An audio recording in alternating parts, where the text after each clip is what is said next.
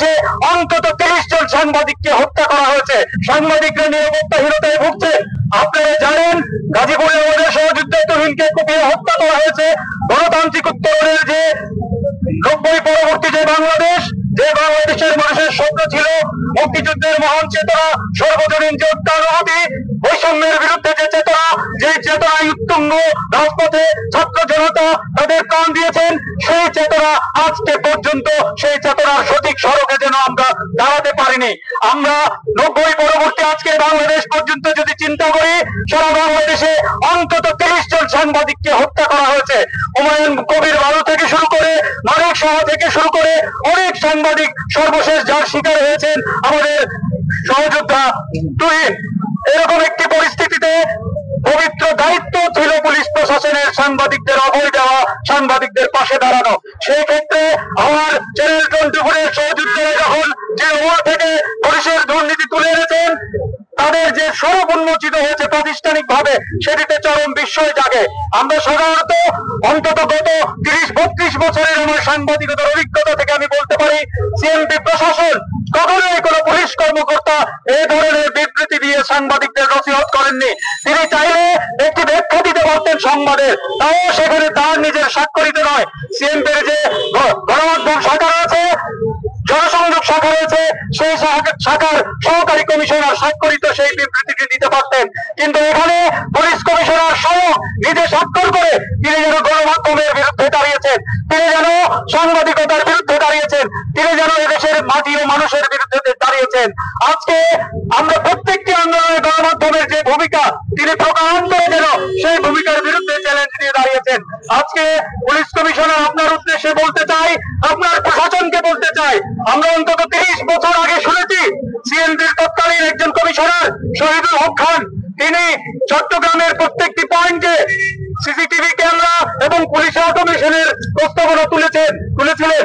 আমরা স্বাগত জানিয়েছিলাম।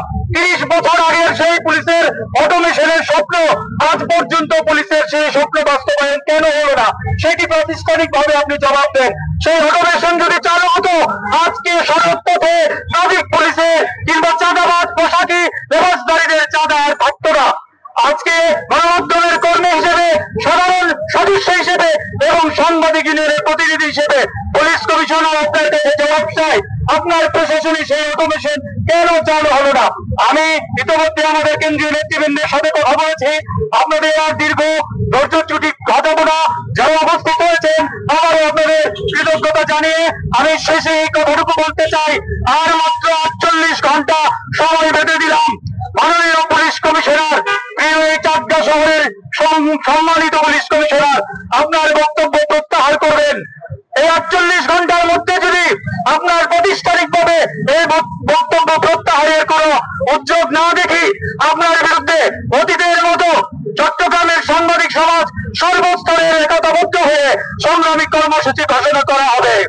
সাথে অন্যরা আরেকটি কথা আপনাদের উপস্থিত রেখে বিনীত অনুরোধ জানাতে চাই, যেই সাংবাদিক সহযোদ্ধারা আমাদের প্রেস ক্লাব দখল করেছেন, সেই সাংবাদিক সহযোদ্ধারা কেউ কেউ ইতিমধ্যেই তাদের সামাজিক মাধ্যমে নিজেদের আইডিতে ঘোষণা দিয়েছেন পুলিশ কমিশনার আমাদের সাথে উদ্ভূত পরিস্থিতিতে সাংবাদিকদের সাথে আলোচনা করতে চান। তো মান্যবর নেতারা, আপনারা গতিশীল হয়ে সেই আলোচনার উদ্যোগ দিন। সেই আলোচনায় আমাদের ভুক্তভোগী সহযোদ্ধা এবং বিক্ষুব্ধ সহযোদ্ধাদের কথা শুনুন। আমি বিনীতভাবে অনুরোধ জানাতে চাই, প্রেস ক্লাব যারা দখল করেছেন, যারা নিজেদের এখন হত্যাকর্তা বলে ভাবছেন, আপনারা এই একটি পরিস্থিতিতে আমাদের ইজ্জত হরণ করার মতো, আমাদের সাংবাদিকতা হরণ করার মতো পরিস্থিতিতে আপনারা আজকে নীরব কেন? আপনাদের প্রাতিষ্ঠানিক ভাবে কোনো বক্তব্য ব্যাখ্যা নেই কেন? চট্টগ্রামের সাংবাদিক সমাজ এই সময়গুলোকে মনে রাখবে এবং অচিরেই আপনারা জানেন আমাদের এখানে বিএনপি, আওয়ামী লীগ, জাতীয় পার্টি, জামাত কোনো ভিন্নতা আমরা কখনোই রাখি নাই।